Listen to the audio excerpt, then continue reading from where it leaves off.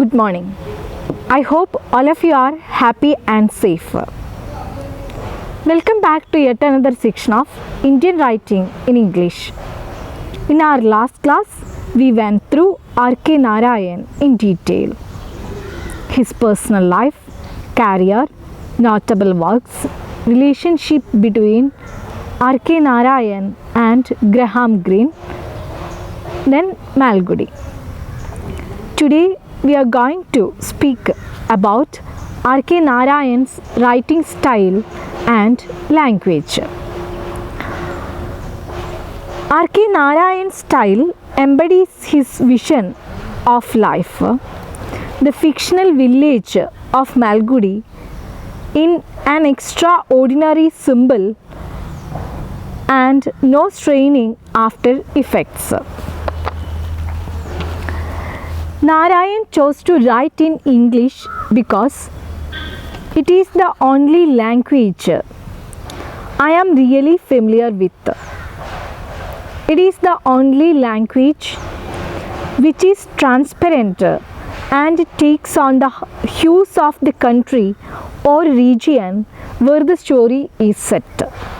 However, I find after writing for more than half a century that the reach of English is far less than the reach of Hindi. From these words of R.K. Narayan, you can understand easily he is very comfortable to use English language. He was very confident in English language. Narayan said to his friend Graham Greene in a BBC interview, I was never aware that I was using a different foreign language when I wrote in English because it came to me very easily. I can't explain how English is a very adaptable language and it's so transparent. It can take the tint of any country. The flexibility and adaptability of English fascinated him. He chose it as his medium of storytelling. In another statement, he remarked.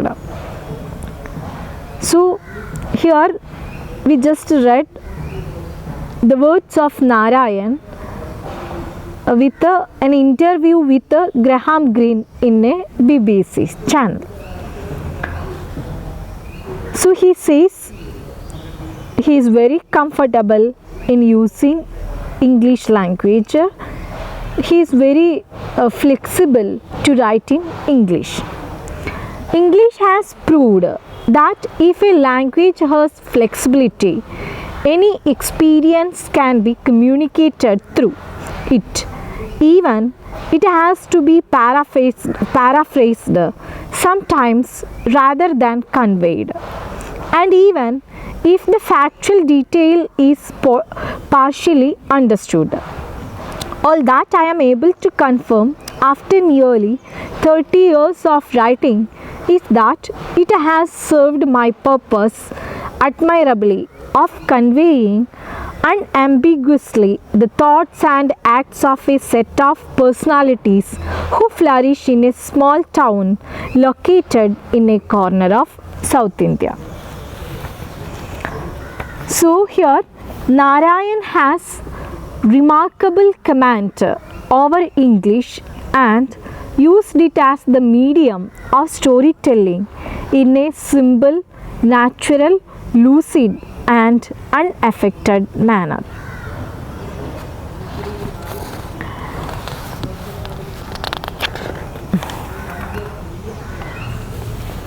Narayan's English is free from the blemish of gimmicky and mannerism which characterize the English of Anand and Raja Rao. Mulk Raj Anand's language and style, though vigorous, breezy and clear, is overloaded with Indianisms or more precisely Punjabism in an attempt to produce a semblance of realism in an alien medium. When we are speaking about Anand's style, Anand's literal translations of Punjabi swear words and phrases as rape mother, rape daughter, the illegally begotten, eaten of master's salt, etc. Direct presentation of Hindi words as tapar and grace lock, etc. create a jarring effect of realism and spoil the naturalness and spontaneity of expression. Raja Rao tries to adopt his English style to movement of Sanskrit sentence. His style is rich with images and metaphors, allusions and quotations not only from Sanskrit classics but also from French literature. As compared to Anand and Raja Rao, whose styles are conspicuous by article and mannerism, Narayan uses a style which is very simple, easy, vigorous, easy, pointed and natural. It is conspicuous by its unobtrusive quality. William Walsh attributes a strange degree of transcendence to his prose. Mahood finds a type of luminosity in his prose and remarks that Narayan's works is as pellucid as glass. The Times Literary Supplement alludes to integral cohesiveness in Narayan's style. His humor is woven into the texture of his prose. It never erupts in a detachable epigram or chalk. So when we compare with Anand and Mulkraj Anand and Raja Rao, definitely Narayan uses a style which is very simple, easy, vigorous, easy, pointed and natural. Narayan tries to inject the spirit and tempo of Tamilian idiom into English speech in a natural and unaffected manner. When we are taking the example of Raju and even the Rosie, we will get the clear idea about this. Then, in spite of raciness and simplicity, Narayan's style is rich in evocativeness and suggestiveness. In spite of richness and simplicity, I told you, his style is rich in evocativeness and suggestiveness. The novelist describes with great imagination and suggestiveness the concluding scene of Swami and Friends. I think all of you remembered well. It is his first novel, Swami and Friends. For example, in the chapter The Day of the Match, the fear-crazed mind of Swami has been described with unusual skill and imagination. The concluding scene of the novel has the elements of pathos and poetry and ends on a note of suggestive ambiguity. Swami's parting present to Rajam carries with it a poignant emotion, and the scene becomes intensely moving in Swaminathan's entreaty to know if his present has won over his estranged friend. So, when we are going through this particular work, Swami and Friends, we can easily prove that in spite of raciness and simplicity, Narayan's style is rich in evocativeness and suggestiveness. Then when we are taking the example of in the case of Bachelor of Arts, There also Chandran's affairs with Maladi has been imaginatively conceived and skillfully executed episode revealing the author's narrative art with a notable economy of detail and surety of tone. In The English Teacher, have you remembered that novel? The fourth novel. After the demise of his wife Raja, he wrote the fourth novel, that it is The English Teacher. So when we are taking the English Teacher as an example, in the English Teacher, the simplicity of style acquires quality of picturesqueness and lyrical eloquence in the scenes which describe Krishna's ardor for his wife.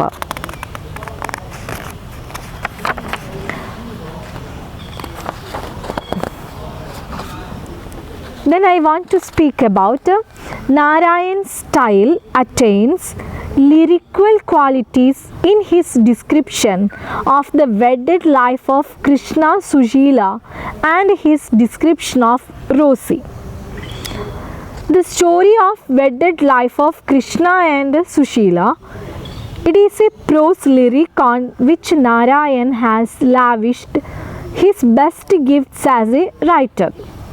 Narayan's style assumes lyrical quality in the description of Rosi in the Guide. I think all of you remembered well his famous work, The Guide. Actually, The Guide won the Sahitya Academy Award. Okay. About Rosi in his novel, The Guide, she was not very glamorous, if that is what you expect. But she did have a figure, a slight and slender one, beautifully fashioned eyes that sparkled, a complexion not wild but dusky, which made her only half visible, as if you saw her through film of tender coconut juice. When she indicated the lotus with her fingers, you could almost hear the ripple of water around it.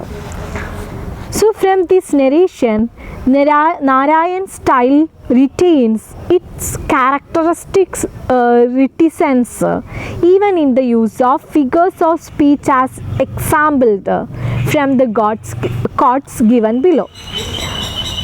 The quotes are: she appeared at the kitchen doorway like a vision clad in her indigo sari. This line is taken from his fourth novel, The English Teacher. The another example: money was like a gem which radiated subdued light all around. This line is taken from his another work, The Financial Expert. She has the lightning like motion of a dancer. Sriram went toward like a charmed moth. These two lines are taken from his another work, Waiting for the Mahatma. So actually we discussed here 4 works. I think if you remembered well, The Guide, The English Teacher, The Financial Expert, Waiting for the Mahatma.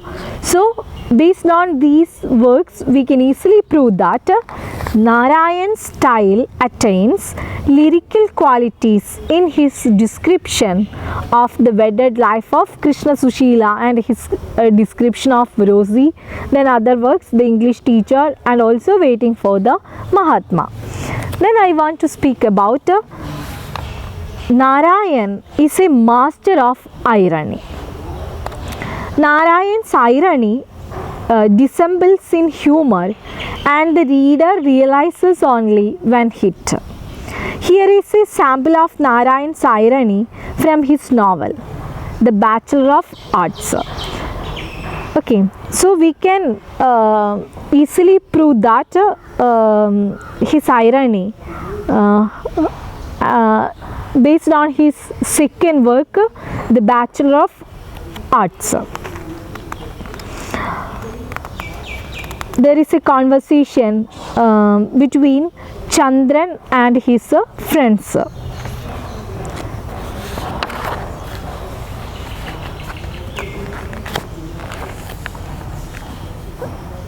Then again, I want to make a comparison between Mulk Raj Anand and Raja Rao with R.K. Narayan. Like Sushin Ghosh, Mulk Raj Anand, Raja Rao and other Indian English novelists, Narayan too employs definitely the stylistic device of using myths. He was also interested to use myths. The Man Eater of Malgudi, when we are taking it as an example, we can see that he also adds myths. If Narayan's narrative powers owe something to his familiarity with traditional Indian storytelling, the universal significance he sees in many of the Indian myths gives strength and substance to his plots and characters. Narayan's own exercise of myth making, namely the portrait of Gandhi in Waiting for the Mahatma, makes a special appeal to his American audience. So, like other Indian writers, Mulk Raj Anand, Raja Rao, Sushin Ghosh, he was also interested in using mythical structure. His best example for using mythical structure, it is his another famous novel, The Man Eater of Malgudi. Okay. Then even he also got the appreciation from American audience based on his work Waiting for the Mahatma. Okay, from this we can easily understand his narrative power. Then it is the prose of the plains, not the prose of the gushing Ganga of the Himalayas as found in Mulk Raj Anand or Raja Rao. Narayan's simple style of narrations holds up a mirror to the simple, occasionally ambitious and the relaxed way of living of the Malgudians.